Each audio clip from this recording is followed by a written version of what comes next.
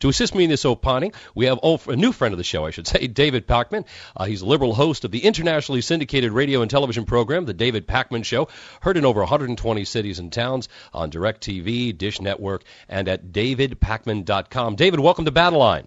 Pleasure to be here. So what's your sense of what you just heard from the congressman?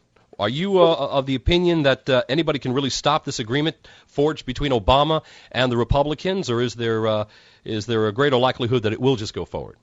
You know, I hate to predict what I think will happen. What I don't like about what's happened is that I think that, in a sense, the public, in the way that this has been presented, have been bamboozled. And as an aggressive centrist, I would assume you don't like it when that happens either. And this is what I mean. There is nothing that says that tax cuts for the rich has to be connected with unemployment insurance, for example. There's nothing that says that a middle-class tax cut has to be connected to the estate tax, for example.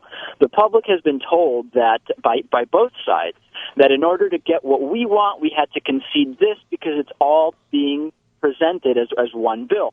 There's nothing that says that's the way it has to be. It is that way because of the political system, if you know what I mean. Sure.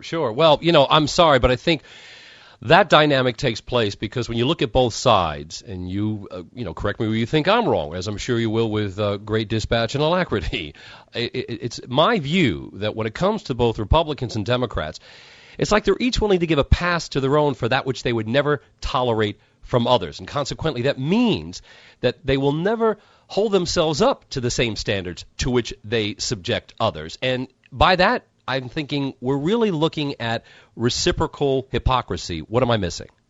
It is reciprocal, and I hate to. It's boring when the two people talking on talk radio agree in a sense. But let me point out specifically, because I am coming at this from the left, and I am a very liberal guy. The things I don't like about how Barack Obama has handled this are numerous, and I'm getting criticized by my listeners by saying, "Hey, why am I getting off of the Obama bandwagon?" And I say, I was never on it. Let's go back to what he campaigned on. He campaigned a certain way about Afghanistan. So we cannot like the Afghanistan policy, but he told us what he was going to do, more or less. He also said he was not going to extend tax cuts for the rich. And under the guise of not wanting to lose the middle-class tax cut and a lot of other things, he has gone against that campaign promise. Do you think maybe he's experiencing what about saying to Republicans, you're going to not extend the middle-class tax cut if we don't give you the tax cut for the rich? Fine. Let's go out on TV. Let's get on Fox News, on MSNBC, on CNN, and everywhere else, and say, the Republicans are blocking the middle-class tax cut. What about an effective campaign from the left? Because he knows it would be losing. Having to compromise. Let me interpose. He knows it would be losing, even though he prevaricated shamelessly a few days ago by insisting, and you may have seen that clip, wherein he said, listen, I kind of originally wanted to go in that direction, the one that you just described, because in poll after poll, the majority of Americans agree with me on that. But as it turns out, just a couple of days ago, the Gallup poll reflected that 2/3 of Americans want all the taxes to continue, not just those for the middle class, because they do seem to have enough cerebral dexterity to acknowledge that if you impede the job creators, then those who need work are going to be hurt anyway. Class warfare does not work in this regard. And that's something that I feel he was actually mindful of, even though his address would indicate otherwise.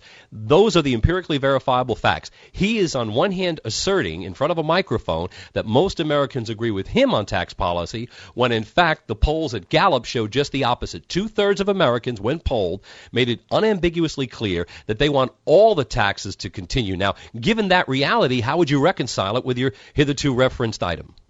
Well, I can't even begin to dispute this because I've already got 4 different things to discuss. I mean, as we see with Don't Ask, Don't Tell, number 1, we can't just put anything to a vote and say that's what we're going to do, first of all. Number 2, we also have the argument that tax cuts for the rich, the so-called job creators, are not actually going to create any jobs. And I think this is an excellent point, Alan, in the sense that now the jobs that were going to be created in the next 2 years, regardless of extending tax cuts for the rich, who's going to take credit for those now? The Republicans are going to take credit, and it is going to hurt the Democrats politically in 2012.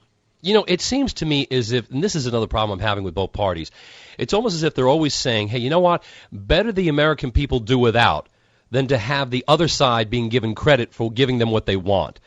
Now, you mentioned about how this is going to hurt the economy if we go forward with these tax cuts. But the reality is, and I'm going to bring this up to you, and I've been touching on this each and every day because it's just so delicious. People forget that years ago, President Kennedy argued on multiple occasions that it's a paradoxical truth that when you cut tax rates, you increase tax revenue because you're allowing businesses to have that much more money to hire that many more people who then by default become an ever-increasing part of the tax-paying community, thus ensuring an increase in revenue, which, of course, helps the government out. Why is it we don't remember this? It happened during Kennedy. It's not as if it's a theoretical disagreement we can have. It happened. It also happened during Reagan. Now, granted, they weren't able to stem the tide of spending as they should have, so it almost neutralized what would have otherwise been a benefit. But on the bottom line, we saw, narrowly looking at the impact from his tax cuts, there was an increase in tax revenue. Increases in tax revenue in both the Kennedy and Reagan administrations. Why is it we're still thinking that, when you cut taxes, this hurts the Treasury, this hurts tax revenue? You know, I don't dispute that fact at all, but I think that the argument that should be made anyway, and you're right, not everybody on the left is making this argument, and I think it is their error to not do that, is that when we look at the effect of tax cuts on the rich, and we say, are those rich just that extra tax cut? I'm not saying just the overall decrease of tax rates. Is that actually going to create the jobs that Republicans have now for years been telling us are going to be created? And the reality is that it's not. And I've spoken to, I can't even think of how many people on my program, financial experts, legal experts, business experts, and they're very clear that businesses are not going to hire because the guy at the top got a slight tax cut. They're going to hire because of demand. And demand is not going to be stimulated from the bottom up with a tax cut for the rich. And we'll have to let that be the final word. David Pakman, ladies and gentlemen, thanks again. David, folks, stick with us. You are with Battle Line, Main Street Radio Network. I'm Alan Nathan.